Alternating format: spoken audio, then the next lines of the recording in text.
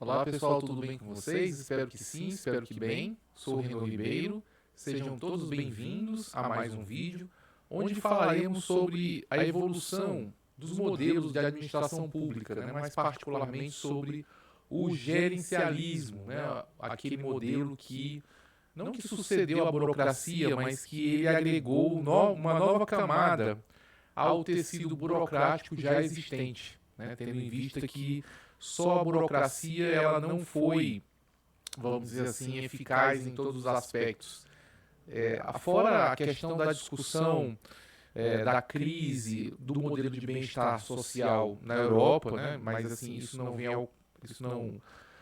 é o foco desse vídeo, discutir essa questão da crise do modelo do estado de bem-estar social, isso surgiu num contexto de falência e de crise no sistema de previdência, no sistema trabalhista, em toda essa questão da garantia de direitos aos trabalhadores, que foi posto em prática na Europa, principalmente na Europa no final da Segunda Guerra, como contraponto ao comunismo da União Soviética. E, claro, houve uma tentativa de implementação no Brasil por meio da Constituição Federal desse modelo aqui no Brasil, embora eu possa reconhecer que esse modelo não foi plenamente atingido, e aí nós entramos numa crise antes de amadurecermos esse modelo, mas isso não seria o foco desse vídeo, é só um comentário.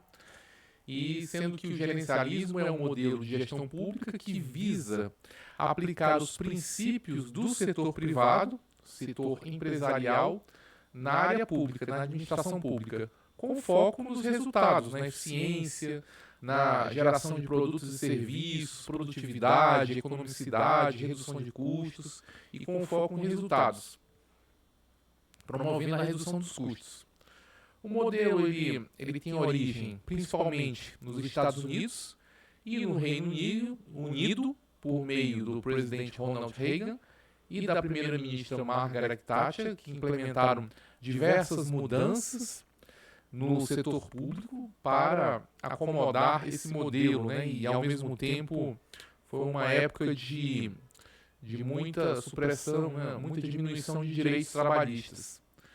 Essa abordagem da gestão pública ela tem sido cada vez adotada em todo o mundo à medida que os governos buscam maneiras de melhorar a eficiência e a qualidade dos serviços públicos. Então, tudo isso vem em um contexto de crise fiscal, de aumento dos gastos públicos. Então, se busca um modelo baseado nas técnicas, na experiência do setor privado para fazer frente aos desafios do setor público.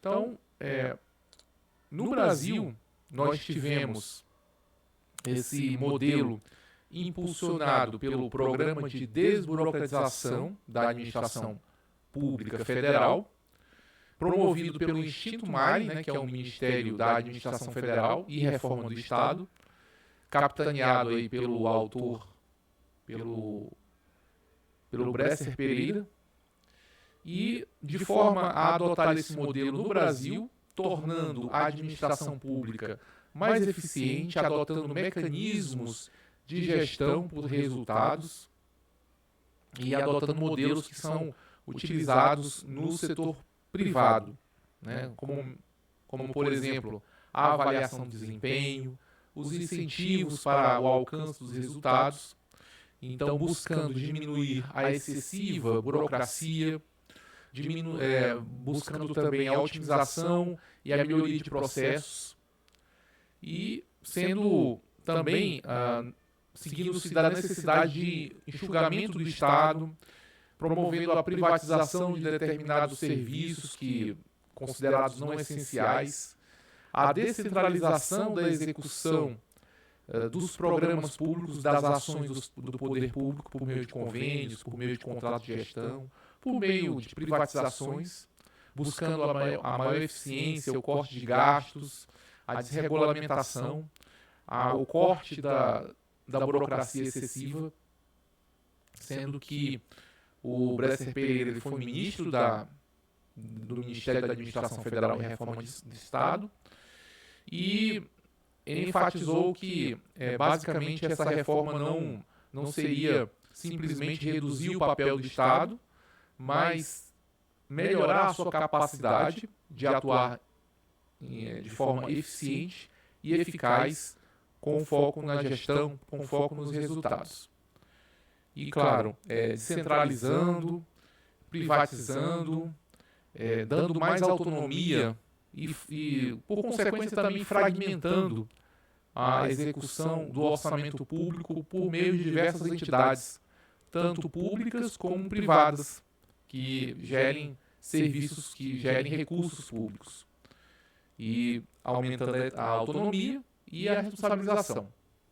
Os princípios do gerencialismo. O gerencialismo se baseia em princípios como o planejamento estratégico, buscando aí a utilização de ferramentas do setor privado, a gestão por resultados, o foco no cliente, que no primeiro momento ele é tratado como um cliente, mas depois percebe-se que o cliente no setor público ele tem diferenças fundamentais do cliente do setor privado. Ele deve ser tratado não só como um destinatário de produtos e serviços, mas de forma um pouquinho diferente. A descentralização das ações governamentais por meio de parcerias, por meio de contratos de gestão, por meio de privatizações, e o controle e a avaliação do desempenho, não apenas a questão puramente de orçamento, de eu recebi, eu gastei. Tá, mas você recebeu, você gastou em quê? Quais foram os objetivos que você alcançou? Que metas você cumpriu? E qual o público que você atendeu? Então, tudo isso com base num modelo privado, em práticas, em modelos e padrões adotados pelo setor privado. Então, um deles é o planejamento estratégico. Não são apenas esses, coloquei aqui apenas para exemplificar, definindo metas e objetivos claros, com um plano de ação para atingir os resultados esperados.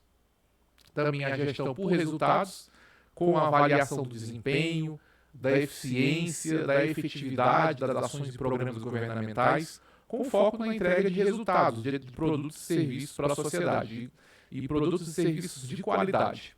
O foco no cliente, entre aspas, aí entendido o público-alvo, o beneficiário dos programas públicos, orientando as ações para atender às necessidades e expectativas dos cidadãos, buscando a satisfação do público-alvo dos programas e ações governamentais. E a descentralização, que é a transferência de responsabilidades pela execução para, por exemplo, para ONGs, para entidades do poder público, ou do poder privado, ou do setor privado, responsáveis por a execução de programas e ações, entrando em parceria com essas entidades para que nós possamos alcançar objetivos comuns, então delegando responsabilidades e autonomia para os gestores, incentivando a participação e a tomada de decisão nos locais onde as políticas são executadas. Origem e evolução do gerencialismo. O gerencialismo surgiu na década de 80 como resposta à crise do Estado, principalmente crise financeira, crise fiscal, e a necessidade de modernizar a administração pública para fazer frente a esses desafios. Então, se adotou a década de 80 para marcar o início no gerencialismo, pelo menos nos países do norte global, com foco na eficiência e na busca por resultados tangíveis na gestão pública. A década de 90, que é a ampliação do modelo para os outros países, para outras administrações públicas, com a implementação de novas ferramentas de gestão e busca por maior accountability, transparência. E década de 2000, seguimos até hoje, a partir da década de 2000, seguimos até hoje com a evolução do gerencialismo, com foco em certas administrações mais, em outras menos, a gestão participativa. Temos como exemplo o orçamento participativo, como um dos exemplos. Algumas administrações são mais fechadas, outras são mais abertas. com foco na transparência e na inclusão social, né? Adotando essas pessoas como stakeholders, como também fiscais, né? Pessoas responsáveis pela prestação de contas e pela responsabilização. Características do modelo gerencialista. O modelo gerencialista se caracteriza pela utilização de ferramentas, como dissemos, né, de ferramentas de gestão, como planejamento estratégico, orçamento para o programa. Então, tudo tem uma finalidade, a gente tem que alcançar um resultado, um produto ou serviço, controle de custos e avaliação do desempenho. Então, o planejamento estratégico consiste na definição de metas e objetivos de longo prazo, com plano de ação para alcançar, né, os resultados desejados. Nós temos o planejamento estratégico, tático, operacional, com, né, as suas definições de longo, médio e curto prazo.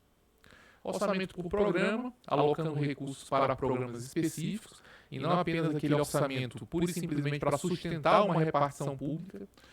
E esse orçamento ele deve ser direcionado para ações, programas específicos para atender uma determinada necessidade, um determinado público-alvo.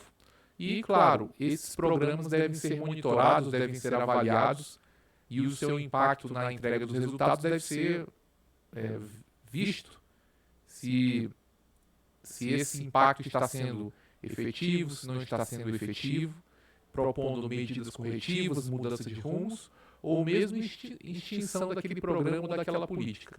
O controle de custos está presente no gerencialismo, que é uma prática do setor privado, que consiste em gerenciar as despesas de forma eficiente, né, alocando os recursos necessários nas ações necessárias, de forma a otimizar essa aplicação dos dinheiros públicos e reduzir o desperdício. Porque no setor público nós temos dois problemas, não só a corrupção, mas também o desperdício.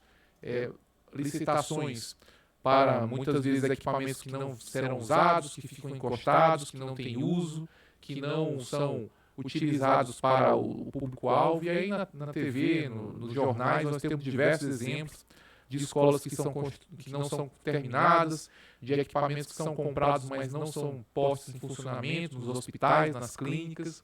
Então, o gerencialismo visa também reduzir o desperdício. E a avaliação do desempenho, em que o funcionário não está lá apenas para cumprir horário, ele deve mostrar resultados, ele deve mostrar entregas, e isso contribui para a efetividade das ações e dos programas governamentais, com base em indicadores de desempenho e metas pré-definidas. A aplicação do gerencialismo no setor público, né? O gerencialismo ele foi amplamente aplicado em praticamente todos os ministérios e em todas as ações do governo federal. A exemplo da saúde, educação, segurança pública, a saúde com a implementação de programas de gestão hospitalar, também a questão das autarquias, das entidades privadas sem fins lucrativos que são parceiras do poder público e recebem recursos e devem gerir essas verbas, né, prestando seus serviços e prestando contas das suas ações para o poder público, por meio de convênios também. A educação, né, a introdução de sistemas de avaliação de desempenho dos docentes e também dos discentes, e também na gestão escolar, né? Agora, se essas medidas são efetivas ou não, isso aí seria uma discussão para outro vídeo, né? Outros vídeos, para falar especificamente desses programas. Mas buscou-se, né, a implementação de mecanismos que garantissem a efetividade, a qualidade e a entrega de bons serviços, bons produtos e serviços. Segurança pública, o uso de ferramentas de gestão para otimizar os recursos e melhorar as ações governamentais no combate à criminalidade. Vantagens e desafios do gerencialismo. O gerencialismo apresenta, né, evidentes vantagens, como maior eficiência, economicidade, porque ele direciona as suas ações nos produtos e serviços a serem oferecidos. Só que há alguns desafios específicos, como a burocracia excessiva, a resistência à mudança de determinados servidores e também a falta de recursos públicos, né? Então, temos como vantagem a eficiência, a produtividade, a accountability, E desafios, a resistência à mudança, falta de recursos, falta de capacitação, às vezes uma visão tipicamente empresarial do serviço público, que muitas vezes é exagerado.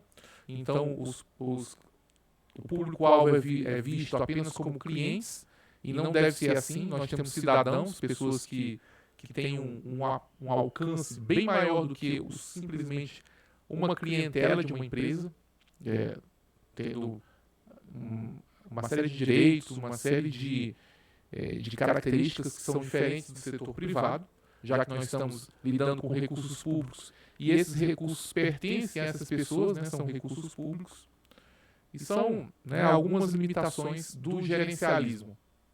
Críticas e limitações do modelo gerencialista. O gerencialismo tem sido criticado por sua ênfase na eficiência, na produtividade, muitas vezes em detrimento da qualidade do serviço público e da participação cidadã. Então, muitos governos, muitas administrações públicas encaram os seus órgãos como empresas que devem adotar mecanismos usados na gestão privada, muitas vezes esquecendo da participação do cidadão, esquecendo que muitas vezes essa discussão com o público-alvo, ela leva um tempo um pouquinho maior, né?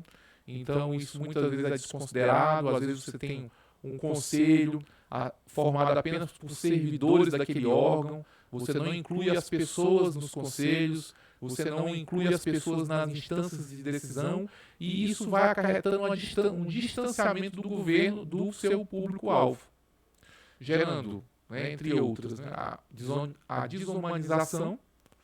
O foco excessivo na eficiência pode levar à desumanização do serviço público, com a redução da atenção às necessidades individuais, que tem também o seu tempo, tem as suas características, nem tudo é medido em questões de índice, de metas. Muitas vezes você tem um relacionamento com o público-alvo, ele pode gerar bons frutos, né, que às vezes são postos de lado apenas para a questão de se atender aos indicadores. A burocratização, a implementação de sistemas de controle e avaliação, muitas vezes de modo excessivo, de modo muito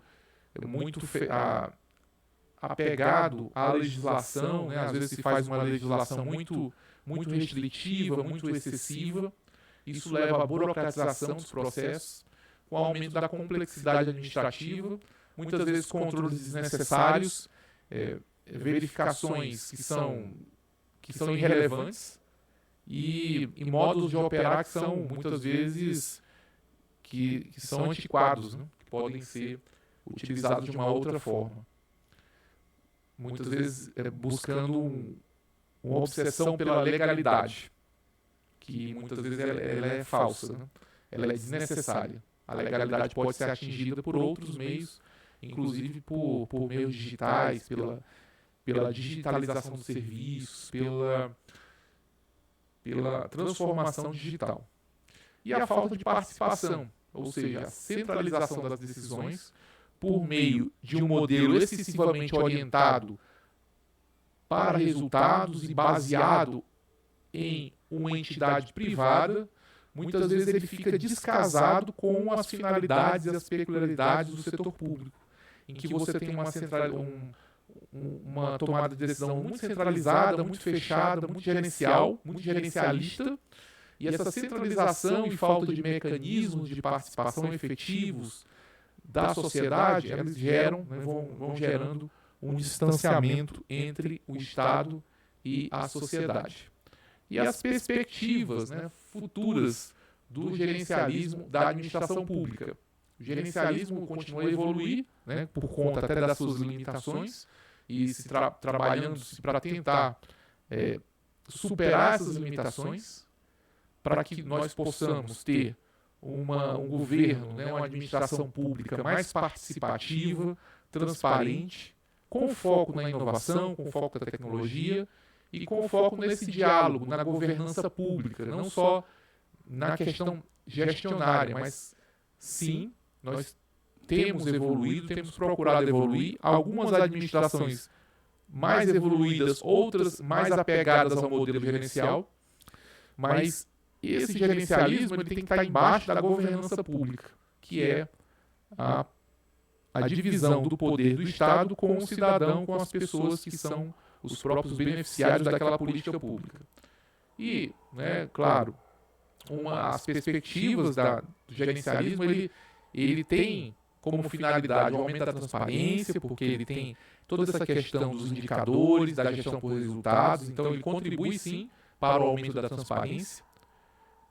Com a digitalização, nós temos também uma melhoria do acesso à informação e o controle social dos produtos e serviços, já que nós temos metas definidas, uma missão, valores e visão bem definidas do planejamento estratégico. Então, todos esses mecanismos, claro que eles contribuem para a melhoria da transparência, para a melhoria do controle social, mas eles não são suficientes. É necessário que, além disso, a administração pública possa oferecer mecanismos e abrir portas e janelas para que a população e o público possa participar da gestão pública, senão sob pena de um distanciamento muito grande entre o setor público e a sociedade.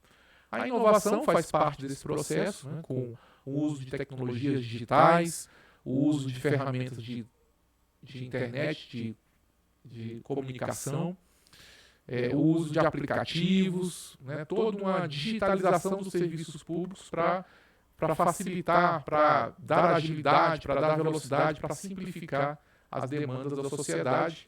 E, logicamente, a participação cidadã é fundamental nesse processo, que é a promoção da participação cidadã na gestão pública, com a criação de mecanismos de diálogo, do próprio planejamento, não apenas o controle, mas o planejamento de como serão essas políticas públicas. Porque ninguém melhor do que o público para saber quais são os produtos e serviços que devem ser oferecidos para o público. O público é que tem as melhores condições de avaliar essa entrega dos serviços e dos produtos gerados pelo poder público. Então é isso, gente. Muito obrigado. Ficamos por aqui. Até o nosso próximo vídeo. Tchau, tchau.